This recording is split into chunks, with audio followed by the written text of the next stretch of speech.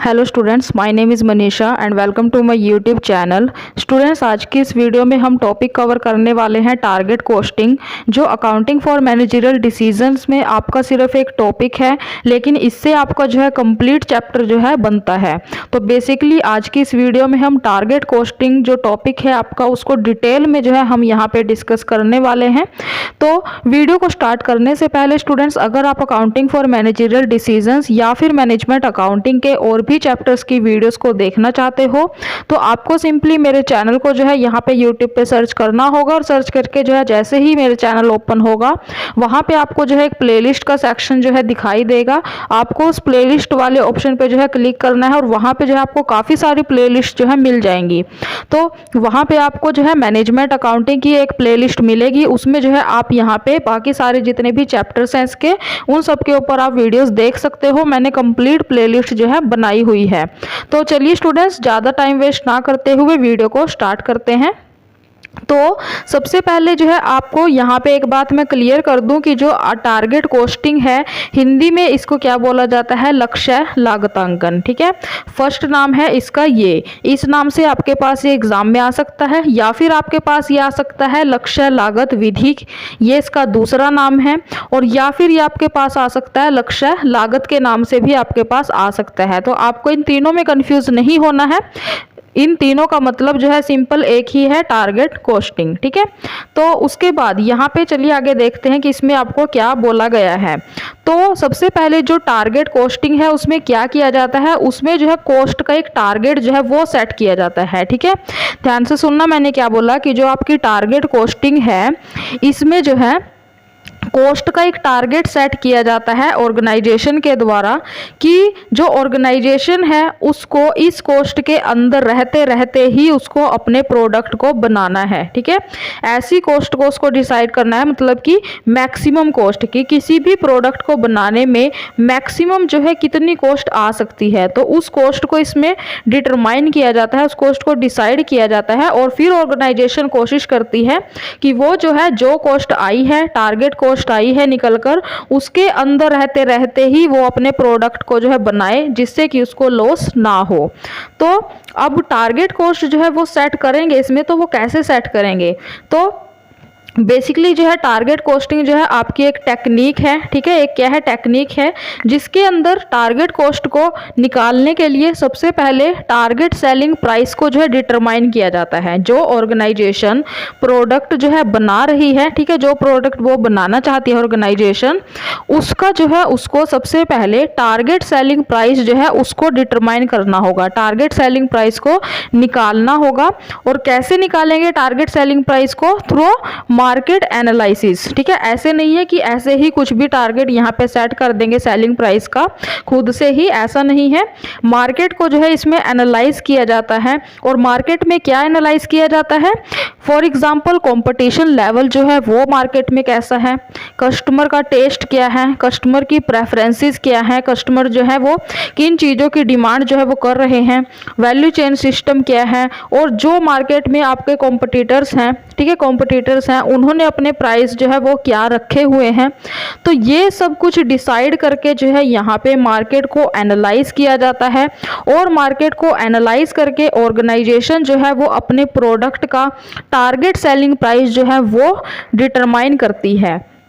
उसके बाद क्या किया जाता है इसमें कि एक बार जो है यहाँ पे टारगेट सेलिंग प्राइस जो है वो डिसाइड कर लिया ऑर्गेनाइजेशन ने, कि जो मार्केट में उस प्रोडक्ट का, जो प्रोडक्ट वो बनाना चाहती है उस प्रोडक्ट का टारगेट सेलिंग प्राइस जो है यहाँ पे डिसाइड कर दिया। ठीक है, तो उसके बाद टारगेट सेलिंग प्राइस डिसाइड करने के बाद ऑर्गेनाइजेशन को ये सेट करना होगा कि वो अपना प्रॉफिट का मार्जिन जो है वो कितना चाहते हैं।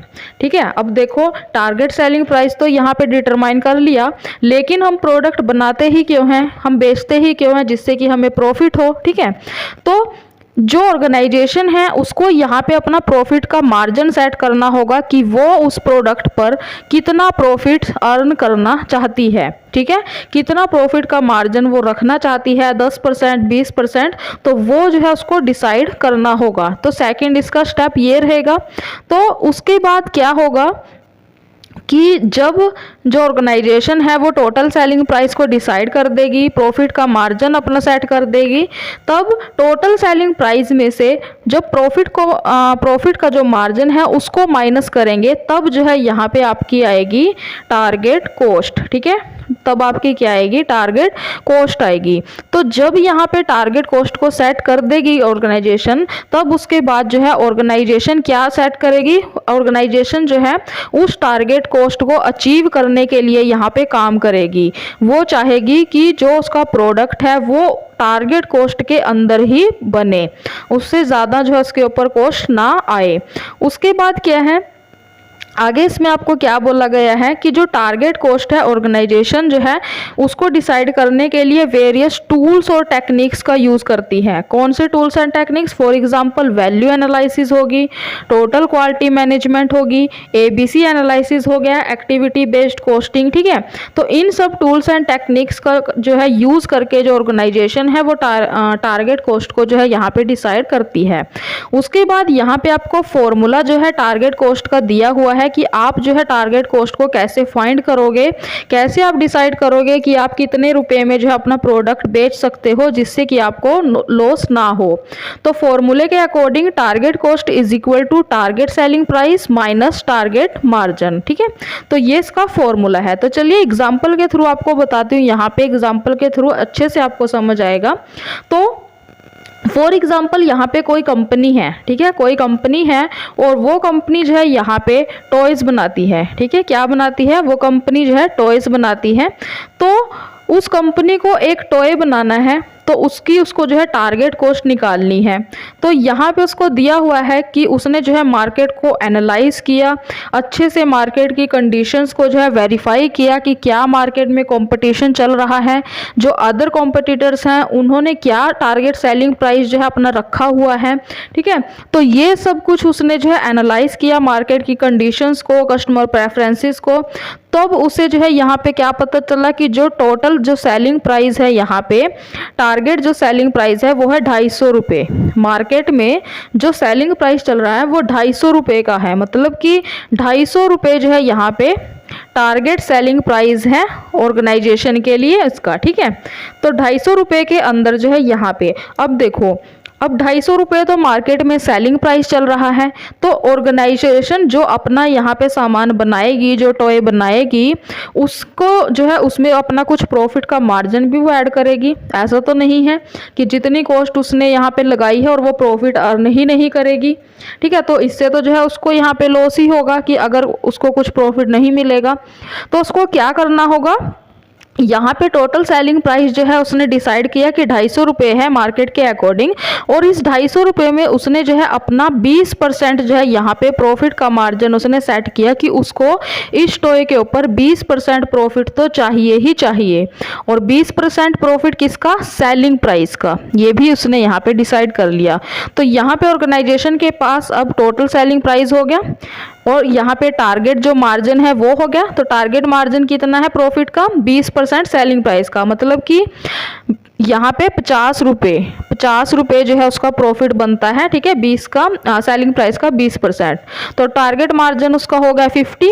तो फॉर्मूले के अकॉर्डिंग यहाँ पे टोटल सेलिंग प्राइस कितना है, 250, टारगेट मार्जिन कितना है 50, और उसकी टारगेट कॉस्ट कितनी आई है यहाँ पे 200 रुपीज़, 200 रुपये उसकी जो है यहाँ पे टारगेट कॉस्ट आई है। मतलब कि जो 200 रुपये ये टारगेट कॉस्ट आई है, इस ऑर्गेनाइजेशन को जो ये टॉय बनाएगी उसको जो है ये 200 रुपये के अंदर अंदर ही उसको जो है इस प्रोडक्ट को बनाना होगा। तब जो है उसको यहाँ पे अपना 20% जो उसने प्रॉफिट डिसाइड किया है वो उसको प्रॉफिट मिलेगा। अगर 200 रुपये से यहाँ पे 1 रुपये भी ऊपर हो गया, यहाँ पे कॉस्ट ज़्यादा अगर आ गई, तो उसको जो है यहाँ पे लॉस होगा। ठीक है, तो आई होप कि आपको अब ये अच्छे से क्लियर हो गया होगा कि टारगेट कॉस्ट यहाँ पे आपकी क्या होती है। उसके बाद नेक्स्ट जो है इसमें आपको डेफिनेशन दी गई है टारगेट कॉस्टिंग की।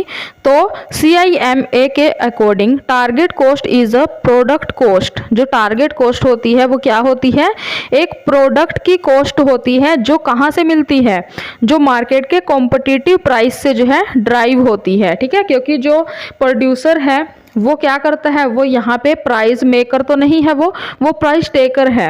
मतलब कि वो मार्केट को एनालाइज करके जो है यहाँ पे प्राइस को डिटरमाइन कर रहा है, वो खुद से यहाँ पे प्राइस नहीं रखता है। ठीक है, उसके बाद नेक्स्ट इसमें आगे है फीचर्स क्या है टारगेट कॉस्टिंग के। तो सबसे पहला फीचर क्या है इसमें कि जो टारगेट कॉस्टिंग है उसमें जो प्रोडक्ट का सेलिंग प्राइस है उसको डिटरमाइन करने के लिए, उसको निर्धारित करने के लिए जो मार्केट कंडीशंस होती हैं वो बहुत ही अहम रोल जो है यहाँ पे अदा करती हैं। मतलब कि मार्केट जो कंडीशंस होती हैं, मैंने पहले ही बताया ना आपको कि इसमें मार्केट को एनालाइज करते हैं, तो जो मार्केट की कंडीशंस होती हैं, मार्केट में क्या चल रहा है, वो बहुत ज़्यादा इसमें इम्पोर्टेंट रोल प्ले करता है किसी भी प्रोडक्ट के सेलिंग प्राइस को डिटरमाइन करने में। सेकेंड पॉइंट इसमें क्या है कि इसमें जो प्रोड्यूसर होता है वो क्या होता है, प्राइस टेकर होता है, प्राइस मेकर वो नहीं होता। ये भी मैंने आपको क्लियर कर दिया कि जो प्रोड्यूसर यहाँ पे होगा, जो प्रोडक्ट को बनाएगा, वो जो है यहाँ पे मार्केट को एनालाइज करके कॉम्पिटिटर जो उसके होते हैं उनके प्राइस को एनालाइज करके यहाँ पे अपने प्राइस को डिटरमाइन करता है। उसके बाद थर्ड इसमें पॉइंट क्या है कि जो टारगेट सेलिंग प्राइस है उसमें यहाँ पे इंक्लूड किसको किया जाता है, डिजायर्ड प्रॉफिट में। जो मैंने अभी आपको बताया था कि जो सबसे पहले टारगेट सेलिंग प्राइस को यहाँ पे डिटरमाइन करते हैं, उसके बाद उसमें अपना प्रॉफिट का जो मार्जिन है उसको ऐड माइनस करके यहाँ पे, उसके बाद जो है यहाँ पे टारगेट कॉस्ट आपकी आती है।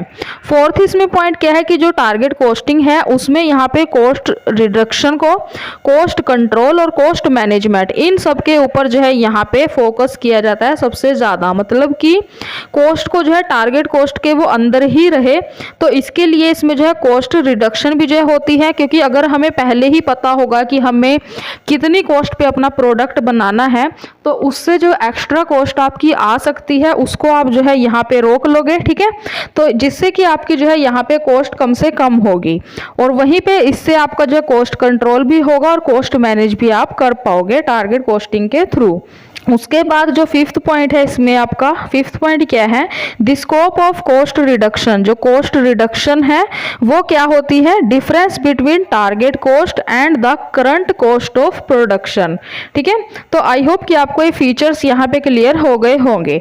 उसके बाद नेक्स्ट जो आपका टॉपिक है इसमें वो है एडवांटेजेस क्या होते हैं टारगेट कॉस्टिंग के, लक्ष्य लागत निर्धारण के लाभ क्या क्या होते हैं। तो सबसे पहला इसका एडवांटेज क्या है टारगेट कॉस्टिंग का, कि ये जो है ऑर्गेनाइजेशन के ऑब्जेक्टिव्स को अचीव करने के साथ साथ कस्टमर्स को बढ़ाने में भी हेल्प करता है। फर्स्ट एडवांटेज क्या है इसका कि जो टारगेट कॉस्टिंग है इसके थ्रू सबसे पहले तो ऑर्गेनाइजेशन जो है अपने ऑब्जेक्टिव्स को अचीव करती है, और ना सिर्फ वो अपने ऑब्जेक्टिव्स को अचीव करती है बल्कि जो है इससे कस्टमर्स को बढ़ाने में भी उसकी हेल्प होती है, क्योंकि वो जो है कस्टमर की नीड्स के अकॉर्डिंग यहाँ पे अपने प्रोडक्ट्स को बनाती है, और जितनी वो कॉस्ट पे कर सकते हैं उसके अंदर ही वो जो है अपने प्रोडक्ट का प्राइस रखती है, जिससे कि कस्टमर जो है वो बढ़ जाते हैं। सेकंड इसका एडवांटेज क्या है कि इसमें जो है जो प्रोडक्ट्स होते हैं उनको कस्टमर्स की नीड्स के अकॉर्डिंग जो है यहाँ पे उनको बनाया जाता है, और अगर कस्टमर्स की नीड में जो है यहाँ पे कोई चेंज हो रहा है तो उसके अकॉर्डिंग ही प्रोडक्ट में भी चेंजेस किए जाते हैं, और प्रोडक्ट का जो डिज़ाइन है वो कस्टमर की नीड के अकॉर्डिंग, आवश्यकता के अनुसार जो है बनाया जाता है यहाँ पे। थर्ड इसमें पॉइंट क्या है कि जो टारगेट कॉस्टिंग है वो जो है लागत में कमी, कॉस्ट रिडक्शन और कॉस्ट कंट्रोल, लागत नियंत्रण में आपकी हेल्प करता है। और वहीं पे जो टारगेट कॉस्टिंग है वो किसी भी तरह से उत्पाद से जुड़े कर्मचारियों के बीच, जो प्रोडक्ट से जुड़े एम्प्लॉयज होते हैं, वर्कर्स होते हैं, उनके बीच में वो क्या करता है, टीम भावना पैदा करने में जो है यहाँ पे हेल्प करता है। ठीक है, उनमें जो है कोऑर्डिनेशन जो है वो स्थापित करने में हेल्प करता है। फिफ्थ पॉइंट क्या है एडवांटेज का कि जो टारगेट कॉस्टिंग है, टारगेट कॉस्टिंग से जो प्रोडक्ट की क्वालिटी है उसमें जो है धीरे धीरे जो है उसमें इंप्रूवमेंट होती जाती है, सुधार होता जाता है। नेक्स्ट क्या है कि जो टारगेट कॉस्टिंग है वो ऑर्गेनाइजेशन में ऊपर से नीचे तक सभी प्रयासों को जो है क्या करती है, एकीकृत करती है। मतलब कि ऊपर से नीचे तक जितने भी काम होंगे उन सबको जो है यहाँ पे ये इकट्ठा करती है। तो ये आपके हो गए यहाँ पे एडवांटेजेस टारगेट कॉस्टिंग के। उसके बाद नेक्स्ट आपका टॉपिक क्या है, problems of target costing. Target costing की प्रॉब्लम्स क्या क्या होती हैं। तो फर्स्ट प्रॉब्लम क्या है, सबसे पहले आप इसको जो है यहाँ पे लिमिटेशन भी बोल सकते हो, ठीक है। अगर आपके पास एग्जाम में प्रॉब्लम्स के नाम से आए या फिर लिमिटेशन के नाम से आए, तब जो है आपको इसमें ये पॉइंट लिखने होंगे, ठीक है। तो सबसे पहला पॉइंट क्या है कि जो टारगेट कॉस्ट होती है आपकी, वो जो है एक बहुत ही लेंथी प्रोसेस है। वो क्या है, एक लेंथी प्रोसेस है, क्योंकि इसमें जो है जो प्रोडक्ट का डिज़ाइन होता है उसमें कई ऑप्शंस की यहाँ पे ज़रूरत होती है। मतलब कि अब देखो ये लेंथी प्रोसेस क्यों होगी, इसमें जो है जो डेवलपमेंट है वो लेंथी इसमें प्रोसेस है, क्योंकि जो प्रोडक्ट है वो कस्टमर की नीड के अकॉर्डिंग जो है इसमें तैयार करना होता है, मार्केट को एनालाइज करना होता है। ऐसे नहीं है कि खुद से ही यहाँ पे प्राइस जो है वो सेट कर दिया, ठीक है, और कुछ भी प्राइस सेट कर दिया, ऐसा नहीं है। मार्केट को अच्छी तरह से एनालाइज किया जाता है, और मार्केट को एनालाइज करेंगे तो उसमें टाइम तो लगेगा। तो इसलिए जो है ये बहुत ही थोड़ा लेंथी प्रोसेस है। ये इसकी फर्स्ट लिमिटेशन है, फर्स्ट प्रॉब्लम है। सेकंड क्या है कि इसके लिए जो है बड़ी मात्रा में लागत में कटौती की ज़रूरत होती है। मतलब कि जो कॉस्ट है, कॉस्ट रिडक्शन की जो है इसमें ज़्यादा ज़रूरत होती है, जिससे कि क्या होता है, जो ऑर्गेनाइजेशन के अलग अलग डिपार्टमेंट्स होते हैं, उन डिपार्टमेंट्स में जो काम करने वाले वर्कर्स होते हैं उनके ऊपर जो है इसका ज़्यादा लोड पड़ता है। मतलब कि अब देखो ऑर्गेनाइजेशन ने तो अपना टारगेट सेट कर दिया कि अगर उसको 250 यहाँ 200 रुपये में उसको किसी भी प्रोडक्ट को तैयार करना है, तो प्रोडक्ट जो है तैयार कौन करेगा, जो वर्कर्स होंगे जो वहाँ पे काम करते हैं। तो जब उन वर्कर्स को यहाँ पे एक टारगेट मिल गया कि वो इस कॉस्ट के अंदर ही यहाँ पे प्रोडक्ट को उनको बनाना है, इससे ऊपर उनको 1 रुपये भी नहीं जाने देना है, तब जो है उनके ऊपर थोड़ा लोड तो पड़ेगा कि वो उनको कैसे कॉस्ट को वो मेंटेन करेंगे कि जो है यहाँ पे 200 के अंदर ही जो है प्रोडक्ट तैयार हो, ठीक है। तो उसके बाद नेक्स्ट इसमें क्या है, थर्ड जो पॉइंट है इसमें कि इस टेक्निक के लिए जो टीम वर्क है उसकी ज़रूरत होती है, टीम वर्क की ज़रूरत होती है। लेकिन जो बड़े ऑर्गेनाइजेशन होते हैं वहाँ पे जो है ये डिफ़िकल्ट होता है। मतलब कि अब देखो कोई छोटी ऑर्गेनाइजेशन है, वहाँ पे जो वर्कर्स हैं वो भी वहाँ पे कम होंगे, ठीक है, कम वर्कर्स होंगे, और कम वर्कर्स जितने होंगे तो उनके बीच में कोऑर्डिनेशन स्थापित करना जो है वो ईजी होगा, आसान होगा, जो है मिलजुल कर काम कर सकते हैं। लेकिन यहाँ पे बड़े ऑर्गेनाइजेशंस होते हैं, लार्ज जो ऑर्गेनाइजेशंस होते हैं, इनमें जो वर्कर्स हैं वो भी इनमें ज़्यादा होते हैं, ठीक है, ज़्यादा वर्कर्स होते हैं। और जितने ज़्यादा वर्कर्स होंगे, जितने ज़्यादा काम करने वाले होंगे, उतना ही उनके बीच में जो है यहाँ पे कोऑर्डिनेशन को स्थापित करना जो है डिफ़िकल्ट होगा ऑर्गेनाइजेशन के लिए, ठीक है। तो ये इसकी एक लिमिटेशन है कि इसमें टीम वर्क की ज़रूरत होती है, लेकिन ये लिमिटेशन किसके लिए है, जो बड़े ऑर्गेनाइजेशंस होती हैं उनके लिए।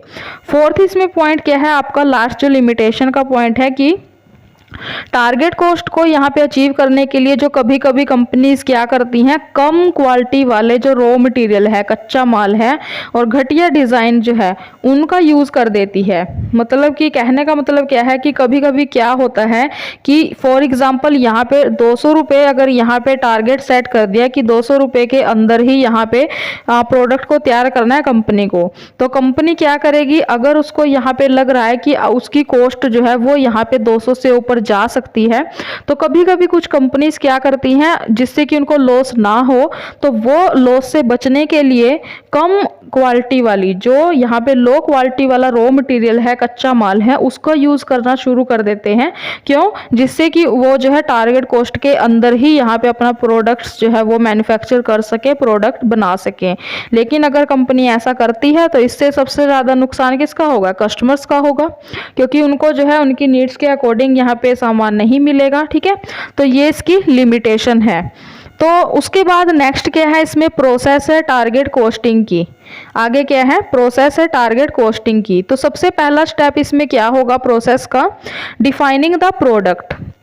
जो ऑर्गेनाइजेशन है सबसे पहले उसको ये डिफाइन करना होगा, ये डिसाइड करना होगा कि उसको क्या प्रोडक्ट बनाना है, क्या बेचना है और किसे बेचना है, ठीक है, और कैसे उसको जो है प्रोसेस उसकी करनी है। तो ये जो है यहाँ पे ऑर्गेनाइजेशन को डिसाइड करना होता है सबसे पहले। सेकंड क्या करेगी ऑर्गेनाइजेशन, टारगेट सेट करेगी, किस चीज़ का, कोस्ट का यहाँ पे टारगेट सेट करेगी। और वो कैसे करेगी, ये ध्यान में रखते हुए कि जो कस्टमर्स हैं वो उस प्रोडक्ट के लिए क्या प्राइस जो है पे करने के लिए तैयार हैं, और फर्म जो है या फिर कंपनी जो है वो क्या प्राइस चाहती है। तो इन दोनों के बीच में बैलेंस करके जो कंपनी को यहाँ पे ऑर्गेनाइजेशन को एक टारगेट कॉस्ट सेट करनी होती है।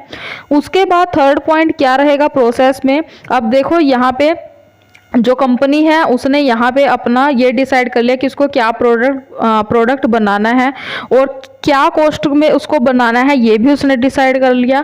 अब उसके बाद उसको क्या करना है, टारगेट को अपने अचीव करना है। तो टारगेट को वो कैसे अचीव करेगी, सही पोजीशन में रहते हुए वो अपने टारगेट को कैसे अचीव करेगी, तो ये इस पॉइंट में जो है आपको बताया गया है। ये कंपनी डिसाइड करती है कि वो कैसे अपने टारगेट को अचीव करेगी। फोर्थ क्या है कि उसने जो है यहाँ पे टारगेट को अपने अचीव कर लिया, तो टारगेट को तो उसने अचीव कर लिया, तो उसको अब इसमें ये ध्यान रखना होगा कि जो उसने टारगेट उसको अचीव करना है वो उसको कॉम्पिटिटिव जो कॉस्ट है उसको ध्यान में रखते हुए ही यहाँ पे उसको अपने टारगेट को अचीव करना है, और खुद को अपनी जो उसकी उचित सही जगह है, सही पोजीशन है वहाँ पे बनाए रखना उसको पड़ेगा। अपनी जगह जो उसकी है मार्केट में उसको लॉस ना हो, उस पोजीशन को उसको मेंटेन करते हुए यहाँ पे अपनी टारगेट कॉस्ट है उसको यहाँ पे उसको मेंटेन करना होगा, अचीव करना होगा। तो ये इसकी प्रोसेस है। उसके बाद सेवंथ इसमें यहाँ पे क्या है आपका टॉपिक, यहाँ पे स्टेप्स क्या होते हैं, इंस्टॉलिंग टारगेट कॉस्टिंग टेक्निक, लक्ष्य लागत तकनीक स्थापित करने के चरण क्या क्या होते हैं। तो इसमें सबसे पहला जो स्टेप है वो क्या है, मार्केट रिसर्च। जो मैंने आपको स्टार्टिंग में ही बताया था कि मार्केट को एनालाइज करते हैं टारगेट कॉस्ट को डिसाइड करने से पहले, ठीक है। तो मार्केट रिसर्च जो है वो करना यहाँ पे सबसे पहला स्टेप होगा ऑर्गेनाइजेशन के लिए। और जो मार्केट रिसर्च है उसमें क्या किया जाता है कि जो प्रोडक्ट है उसको अफेक्ट करने वाले जितने भी फैक्टर्स होंगे उन सबको एनालाइज किया जाएगा। फैक्टर्स फॉर एग्जाम्पल कस्टमर्स का टेस्ट हो गया, प्रेफरेंसेस होगी, कस्टमर्स क्या चाहते हैं, क्या प्राइस वो पे करना चाहते हैं, मार्केट में कंपनी की पोजीशन क्या है, ऑर्गेनाइजेशन की कंपटीशन का लेवल क्या है, प्रतिस्पर्धा का, और मार्केट जो साझेदारी है, हिस्सेदारी है मार्केट में वो क्या है कंपनी की, ठीक है। तो ये सभी फैक्टर्स जो है हेल्प करेंगे किस चीज में, टारगेट कॉस्ट को डिटरमाइन करने में, निर्धारित करने में। उसके बाद मार्केट रिसर्च कर दी तो सेकंड पॉइंट क्या करना होगा स्टेप में, ग्राहकों की आवश्यकताओं को उत्पाद सुविधाओं में बदलना। जो कस्टमर्स की नीड्स हैं उनको जो है यहाँ पे प्रोडक्ट्स के रूप में उनको प्रोवाइड करना, ये करना होगा। तो ये कैसे होगा, जो फर्स्ट स्टेप में इंफॉर्मेशन कलेक्ट की है उसके बेस पर जो है कंपनी क्या करती है, एक ऐसा प्रोडक्ट बनाने की कोशिश करती है जो कस्टमर्स की नीड्स को पूरा करे अच्छी तरह से, ठीक है। थर्ड स्टेप क्या रहेगा इसमें कि जो लक्ष्य मूल्य और लागत का निर्धारण, जो टारगेट कॉस्ट है उसको डिटरमाइन यहाँ पे करना होगा। अब देखो मार्केट रिसर्च कर दी, उसके बाद प्रोडक्ट को यहाँ पे तैयार करना जो है डिसाइड कर दिया कि प्रोडक्ट को कैसा बनाना है कस्टमर की नीड के अकॉर्डिंग। उसके बाद जो है यहाँ पे टारगेट कॉस्ट को डिसाइड किया जाता है, जो मैंने पहले ही आपको बता दिया कि कैसे कंपनी करेगी उसको। टारगेट सेलिंग प्राइस में से यहाँ पे टोटल जो उसका टारगेट मार्जिन है, प्रॉफिट मार्जिन है, उसको माइनस करके तो फिर यहाँ पे आपकी क्या आ जाएगी, टारगेट कॉस्ट जो है आ जाएगी ऑर्गेनाइजेशन की, ठीक है। तो जो ऑर्गेनाइजेशन है उसको यहाँ पे अपने मार्जिन जो टारगेट कॉस्ट है उसके अकॉर्डिंग ही उसको प्रोडक्ट अपना तैयार करना होगा, उससे ज़्यादा कॉस्ट नहीं आनी चाहिए, ठीक है। तो उसके बाद फोर्थ पॉइंट क्या है, अब देखो टारगेट कॉस्ट भी सेट कर दी, ठीक है।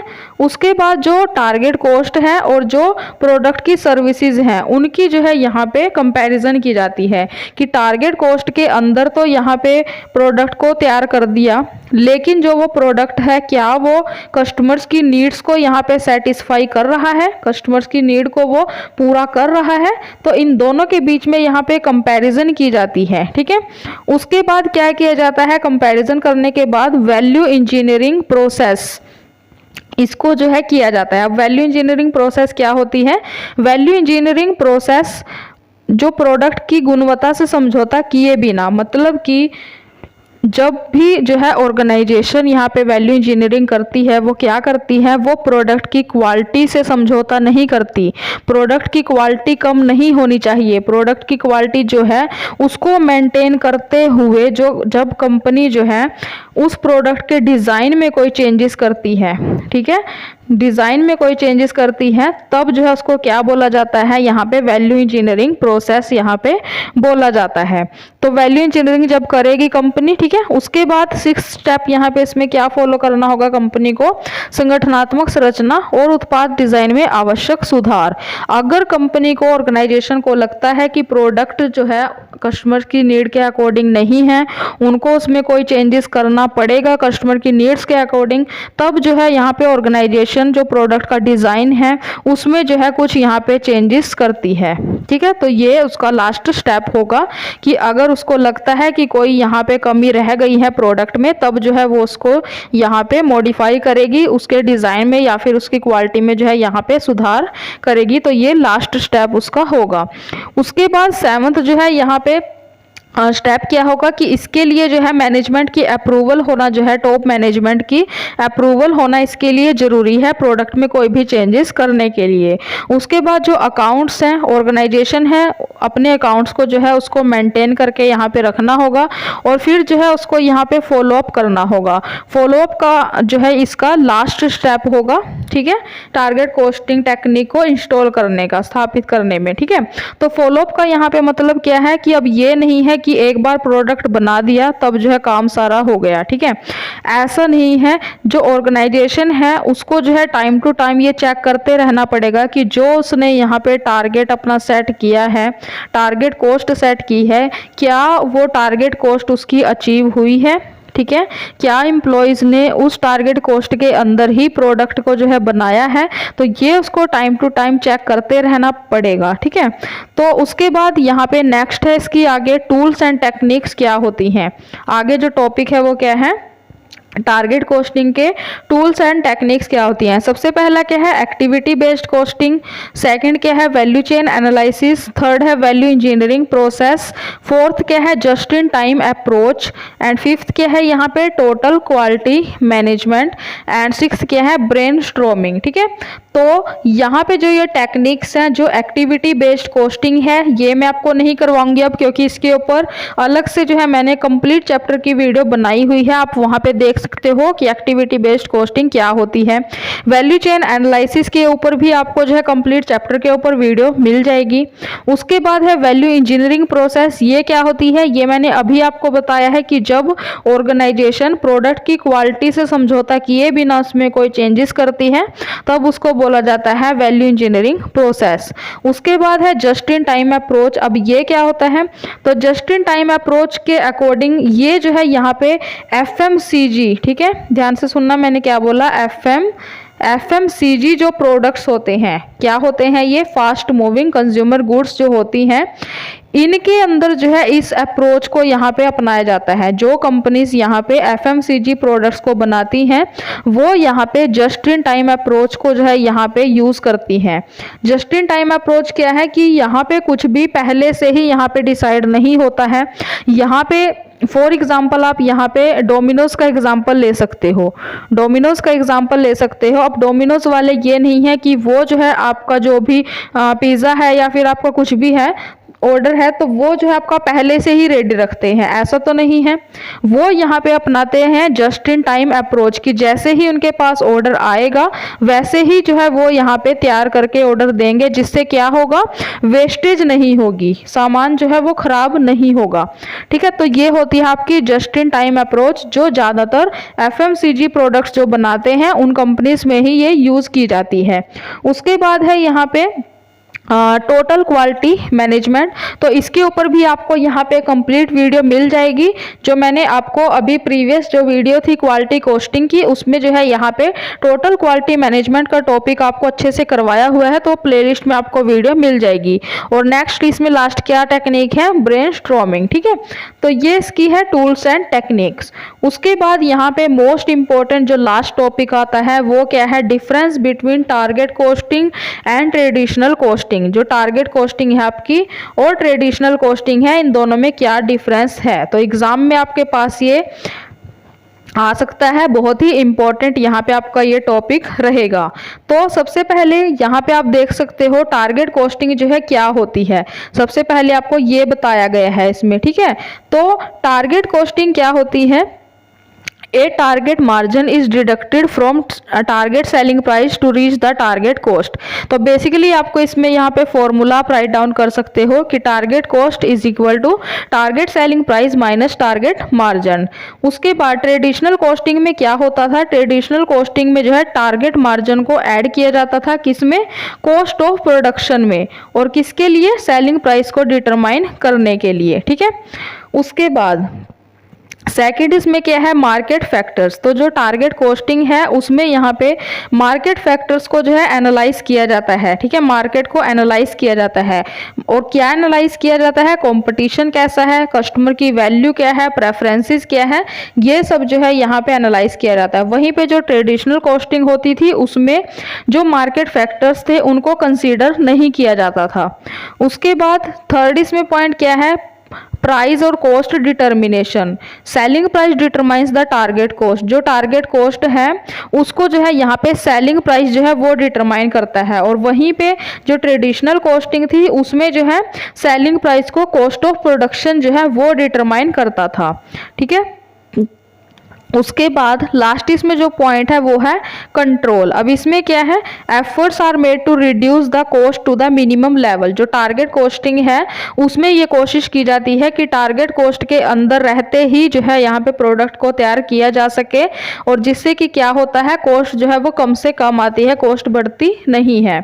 और उसके बाद जो ट्रेडिशनल कॉस्टिंग थी उसमें क्या किया जाता था, उसमें जो स्टैंडर्ड एक बार फिक्स कर दिया उसके अंदर ही यहाँ पे काम हो जाए, तो वो इसमें कोशिश की जाती थी। अब मतलब कि जो टारगेट कॉस्टिंग अब की टारगेट कॉस्टिंग है उसमें तो कॉस्ट को कम भी किया जा सकता है, कॉस्ट रिडक्शन पर जोर दिया जाता है, लेकिन जो पहले की टारगेट कॉस्टिंग थी, ट्रेडिशनल कॉस्टिंग थी सॉरी, उसमें जो है स्टैंडर्ड्स के अकॉर्डिंग जो स्टैंडर्ड फिक्स कर दिया उसके अंदर ही यहाँ पे रखने की कोशिश की जाती थी कॉस्ट को। उसके बाद लास्ट इसमें पॉइंट क्या है, टाइम का। तो जो आपकी कॉस्ट रिडक्शन प्रोसेस है, कॉस्ट को कम करने की जो प्रोसेस है वो जो है इसमें की जाती है, और वहीं पे यहाँ पे कॉस्ट जो है आर रिड्यूस पीरियडिकली, ठीक है, पीरियडिकली कॉस्ट जो है इसमें रिड्यूस की जाती है। उसके बाद है यहाँ पे डिपेंडेंट वेरिएबल। तो जो टारगेट कॉस्ट है, target cost of the product is the dependent variable, ठीक है। तो जो टारगेट कॉस्टिंग है उसमें जो टारगेट कॉस्ट है वो क्या है, डिपेंडेंट वेरिएबल है, as it depends upon the selling price and desired profit. क्योंकि जो टारगेट कॉस्ट है वो डिपेंड क्यों है, क्योंकि वो डिपेंड करती है किसके ऊपर, टारगेट सेलिंग प्राइस और प्रॉफिट के मार्जिन के ऊपर। वहीं पे जो आपकी ट्रेडिशनल कॉस्टिंग थी, ट्रेडिशनल कॉस्टिंग जो है आपकी सेलिंग प्राइस जो है उसमें डिपेंडेंट वेरिएबल होता था, जो किसके ऊपर डिपेंड होता था, कॉस्ट ऑफ प्रोडक्शन और डिजायर्ड मार्जिन के ऊपर जो है यहाँ पे डिसाइड होता था। जैसे कि टारगेट कॉस्ट आपकी डिपेंड किसके ऊपर है, टारगेट सेलिंग प्राइस के और डिजायर्ड प्रॉफिट मार्जिन के, और वहीं पे ट्रेडिशनल कॉस्टिंग में जो आपका सेलिंग प्राइस है वो यहाँ पे डिपेंड होता था किसके ऊपर, कॉस्ट ऑफ प्रोडक्शन और डिजायर्ड मार्जिन के ऊपर। लास्ट इसमें पॉइंट क्या है, इंडिपेंडेंट वेरिएबल। तो जो टारगेट कॉस्टिंग है उसमें जो सेलिंग प्राइस है वो है इंडिपेंडेंट, वो क्या है, इंडिपेंडेंट है, क्योंकि उसके ऊपर यहाँ पे टारगेट कॉस्ट जो है डिपेंड करता है। और वहीं पे जो ट्रेडिशनल कॉस्टिंग थी उसमें जो कॉस्ट ऑफ प्रोडक्शन है वो इंडिपेंडेंट वेरिएबल है, क्योंकि कॉस्ट ऑफ प्रोडक्शन के ऊपर यहाँ पे सेलिंग प्राइस जो है वो डिपेंड करता था। तो ये थी स्टूडेंट्स हमारी आज की वीडियो, जिसमें मैंने आपको टारगेट कॉस्टिंग जो चैप्टर है आपका वो आपको कंप्लीट कवर करवा दिया है। तो आई होप कि ये वीडियो आपके लिए यूज़फुल रही होगी, और अब आपको टारगेट कॉस्टिंग में यहाँ पे कोई भी डाउट नहीं रहेगा। तो अगर आपको ये वीडियो पसंद आई हो, इस वीडियो से आपको कुछ भी नॉलेज गेन हुई हो, तो आप इस वीडियो को जो है एक लाइक ज़रूर कर दीजिएगा, और चैनल को सब्सक्राइब करके साथ में दिए हुए बेल नोटिफिकेशन को भी ऑन ज़रूर कर लीजिएगा, जिससे मेरी आगे आने वाली जितनी भी वीडियोस हैं उन सब की नोटिफिकेशन आपको सबसे पहले मिल सके और कोई भी वीडियो आपसे मिस ना हो। तो मिलते हैं स्टूडेंट्स नेक्स्ट वीडियो में किसी ऐसे ही यूजफुल टॉपिक के साथ, एंड तब तक थैंक यू सो मच।